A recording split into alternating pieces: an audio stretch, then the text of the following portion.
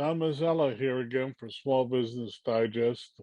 And I just read in today's paper about a lot of people are, a lot of brides are using their parents' and even grandparents' wedding dress. Uh, um, it's interesting. Uh, According to the survey that I saw recently, weddings are either becoming much more elaborate or much simpler. Mhm. And in between is someone who's has an app to help couples. And I thought it was a very interesting business. So when I heard about it, so Kellee Khalilo, we welcome you to the program. Thank you for having me. Excited Well, to hear. we're glad to have you. So first, tell us about your personal background, because I think that's a little fascinating, and then about your company, and finally a website. Yep. So my name is Kellee Khalil. I'm the founder and CEO of Loverly. Loverly is a website that helps couples plan their weddings online. It's a do-it-yourself platform. I started the company about 10 years ago when I was working in the wedding industry alongside my sister. So we worked in marketing and PR for celebrity dress designers, hotel groups, and different wedding service providers like photographers and makeup artists who were looking to connect with couples. And while we were working in the wedding industry, my sister got engaged and she asked me to be her maid of honor. So I started helping her to plan her wedding. And I realized very quickly that even though we were very well connected in the industry, it was still very, very complicated. So after spending hundreds of hours on Google researching different ideas, different vendors, I decided that there had to be a better way to streamline the wedding planning process. And so I started Loverly about 10 years ago. My background, though, is in, as I mentioned, marketing and brand building, but I studied entrepreneurship at the University of Southern California. So I always knew at an early age that I wanted to start a business, that I wanted to build a business. But I learned very quickly when I was in school that you need industry experience in order to build a business. And so I spent my first kind of 6 years outside of school working in finance, helping companies acquire capital. And then after that kind of short stint in finance, I ended up joining my sister and partnering up in that marketing, PR, and branding firm. Hmm. Wow, that is as succinct as I've heard in a long time. And your website? My website is loverly.com, loverly.com. Okay, but you now have, okay, tell us how it works, tell us on the consumer side how people do it, and on your side, um, how the business works. Sure. So Loverly is a do-it-yourself wedding planning platform. When you look at today's modern couples, there are 2.5 million weddings happening this year domestically in the United States. This is going to be one of the largest wedding seasons on record. I think the last time we saw numbers like this was when the boomer generation was getting married in 1984. So we have drones of couples getting married, and many of them are trying to figure out how to plan their wedding. Only about 30% of couples hire a wedding planner. The other 70% do it themselves. And they're spending hundreds of hours researching and trying to figure out where to start and how to make the right decisions. And so that's where Loverly comes in. We have two different options. We are a free wedding planning website that has over 10,000 real wedding galleries to inspire couples, to help them find ideas, source their wedding dream team, as well as over 2,000 articles written about wedding planning trends, how to set your budget, wedding planning etiquette, etc. But when in 2020, the pandemic hit and basically 50% of couples either canceled or rescheduled their weddings, we use that opportunity to get closer to our customers and really understand what were their pain points, what were they struggling with. And what we found was that the number one problem that couples had is they didn't know where to start. So even if they did hire a wedding planner, even though most didn't, they were overwhelmed with the number of decisions that they need to make. throughout the planning process. This life milestone is probably one of the most emotional and most exciting, but also happens to be one of the most complicated. And the average wedding budget in the US right now, and I say the average, which is kind of an off number, but it's around $30,000. So it's a large amount of money that people are spending. It's usually one of the single largest expenses they've ever made if they haven't purchased a home yet. And so with all of the pressures of, family and the emotional side of things, and then budget constraints, and then just the complete unknown of never having navigated wedding planning before, it can be a recipe for disaster. And so we recently introduced a premium version of Loverly. It's a membership. We call it the I Do Crew. And it's for couples who are looking for a little extra help planning their wedding. And what we've done is we've designed a step-by-step wedding planning system. It is all done via a video masterclass. So essentially there's 16 different lessons, everything from getting started to setting your budget, to finding your wedding dream team, to wedding day fashion, stationery, registry, anything you can think of in the entire wedding planning journey. We break it down for you in 2 to 4 minute videos, accompanied with downloadable guides and worksheets that you can complete along the way. So if you know nothing about wedding planning, but you join the I Do Crew and you simply go through our wedding planning masterclass, you will have your wedding set, planned, and ready to go. Wow. You really know your stuff. Now I have a lot of questions, but first, your website again? Loverly.com, Loverly.com. Okay. The circumstances being what they were, my wife was off on assignment, so I ended up doing our wedding, most of the wedding planning. But what's the first step that you have to, you say couples should do in the process? Look for a location. Uh, set. Oftentimes, it's set a date is the toughest part. Yeah. Well, there's a couple different ways that you can go, and depending on what kind of person you are, there's really no wrong answer as long as you start with one of these 3 things. The first thing is to visualize what kind of wedding that you want. Really, when you close your eyes and you imagine your wedding day, you need to think, is it outdoors by a beach? Is it indoors in a ballroom? You need to kind of get a sense of what type and style of wedding that you want and that you're envisioning. And of course, always communicate with your partner to make sure that you are aligned on that vision. So figuring out what we like to call your vision and your vibe is very important. But then it comes down to how much are you going to spend? And so that's when you really need to sit down with your partner and have an honest conversation about what you want to spend on the wedding day. You should be considering things like how much debt you have, how much you've saved for this event. If you have family members who are contributing, which oftentimes happens still today, a lot of couples get some help from one side of the family or sometimes both.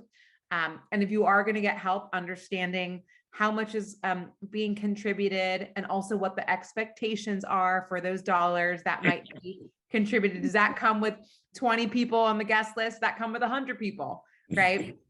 And then that leads into the third thing. And again, you can do these in any order. But the third thing is to really start to build a guest list. So a lot of couples say, oh, I have my list. But then when you ask them for the actual spreadsheet or who's going, the list is in their head. So we actually suggest that you write down, make a list of who you want to invite. We actually have a tool on Loverly that helps you to organize your guest list. So you can just you can either upload a spreadsheet, you can text a link to your friends to get their mailing addresses if you're going to be sending out formal invitations. But you need to make a guest list because many wedding costs are variable based on the amount of people that are attending. So your wedding venue, we were talking about, do you want to get married in a ballroom or do you want to get married by the beach? Some wedding venues have capacities of 60, 80 people. Others can accommodate hundreds of people. And so knowing how many people you want to invite, as well as what your overall budget is going to be, and then what type of wedding that you'd like to have is really kind of the three things that you want to do early on to start planning your wedding. Well, I guess a question I have is, oftentimes it's the bride has one vision and the groom has another vision, and never the twain shall meet. Uh, y- I've seen weddings where the groom, in effect, just showed up because Mhm. the bride and her mother had done everything. Yep. Uh, but how do you make sure that or ensure that the groom is at least part of the process? That's a great question. So we suggest that for all of our couples who are members of our I Do crew, that you actually do the planning with your partner and that you are aligned. It's a really great and fun bonding experience to be going through and planning the details together. Now, there's also the idea of dividing and conquering. So if there's some things that one partner is particularly interested or excited about, whether that be the food, the music, the entertainment, you can always divvy things up. We do find that a lot of couples sometimes like to surprise their partner on the wedding day with some details that maybe they didn't know about. Um, but we also have a lot of, we have a download specifically in a worksheet focused on how to merge your styles. So thinking about your wedding day, it really should be a reflection of the couple, right? The things that you guys like to do together, the things that inspire you. And so we have a fun little download that helps kind of guide some questions that you can answer that will help you to kind of figure those out. Where are your favorite hotels that you've been to? Where are your favorite places you visited? What does your home look like, right? If you live together, what is your personal style like? How do you dress, right? And when you kind of start to identify those things, quickly you realize, okay, I'm super modern or I'm minimalistic or I'm over the top, right? And as you start to kind of see what your personal style is individually, then you can start to negotiate what that combined style looks like for your wedding day. I'm gonna question that goes a little sideways. I just recently remembered that many years ago I attended a wedding where, which was going to be at the Plaza Hotel in New York, and the bride did not show up. Oh, wow. It came up, and uh, how do you kind of surface any of these? Do you help surface some of these issues? Because it's kind of funny. You go all the way up to a wedding day, and then the bride disappears. That's a really great question. Actually, one of our most popular articles that we've ever written on our website that still gets thousands of visits every month is, how do you know if you have the right partner? Hmm. And so there are, and it's a great article, kind of breaks down questions you should be asking and making sure you're aligned on things like your vision for your future. Do you want to have kids? Having conversations about who working and money in the house, right? Finances. A lot of times people don't have money conversations until it comes to the wedding and they don't know their partner has debt or student loans, or they haven't had those difficult conversations. So there are, we're not relationship experts, but I can say in the wedding planning process, whatever issues that you're dealing with in your relationship will come up in the wedding planning process, because the ultimate pressures of time, the emotions, budgets, family pressure. And so, I think a lot of times when people get engaged, they race to plan a wedding. And I think you overlook that important time in your life, which is the engagement period, which really is the time to decide, do you want to take the next step, right? It's like a trial period.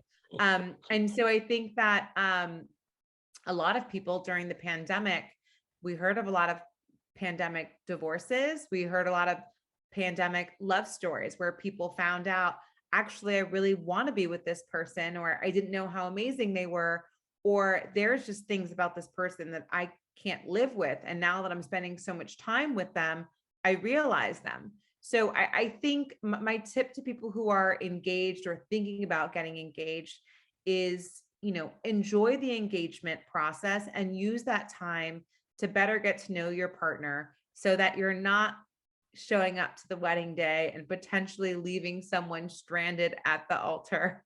That's not good for you. It's also a very, very expensive way to find out that you don't want to be with someone. Can you imagine 200 people at the Plaza Hotel? That's devastating. I hadn't thought about that in years. But let's go back to the business side of it. This is Small Business Digest. You say you have all these venues. Do you get a, if someone books through you, do you get a commission, or how does your business make money? It's a great question. So we have two ways that we make money. Um, Today, Loverly reaches about 800,000 people on social media between our Instagram, which is at Loverly, our Facebook, our TikTok, and our Pinterest. So we have a pretty big audience that is following us, being inspired by us, and reading our content and using our free wedding planning tools. So we work with a number of brands that are in the wedding category, everyone from stationery providers to retailers who provide wedding registry, groomsmen, tuxedo rental companies, wedding dress designers, and we do marketing and promotions for them so that they can reach our audience of newly engaged couples. So that is how we work on the business to business side. And we sometimes we take an affiliate commission, but usually it's more of a creative services partnership where we're doing photo shoots, creating content, and promoting them to our audience. On the flip side, we monetize our couples directly through our membership. So a bride or groom can sign up for our premium membership, the masterclass that I mentioned earlier. We have plans starting at $29 a month, or they can do a one-time payment of $249. And so we're monetizing couples directly by offering them an affordable, accessible, on-demand wedding planning resource. Today, the average wedding planner the price to hire one starts at around $3,500. And at that price point, that is a luxury that most couples cannot afford. And so we offer them, this membership that gives them, our 10 plus years of guidance and experience distilled into this blueprint to help kind of answer and help them navigate most wedding planning decisions. And so that's our business model, direct to consumer through our membership. And then we do marketing and partnerships with other brands and retailers. Well, let me ask you this question. There's a lot of gay marriages today, and lesbian. Are there differing? Are the requirements differently, or the planning different? Are there any differences that you've noticed in your working time together in this? Yes, it's a great question. So Loverly, we are focused on celebrating all types of love, whether that is, a gay couple, a straight couple. We have a lot of couples who have interracial, interfaith, like a bunch of different types of couples that come together. And of course, when you're mixing, different types of traditions, those things come up. So we do kind of help you navigate how to work through those.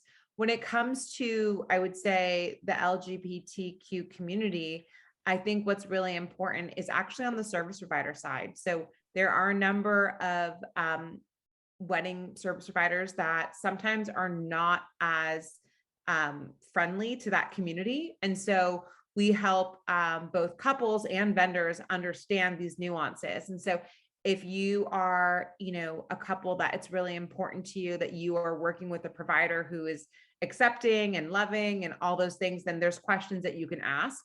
But I would say that is primarily the big difference is that, as you're navigating, some service providers maybe are not the most open and therefore might not be the best fit for those couples.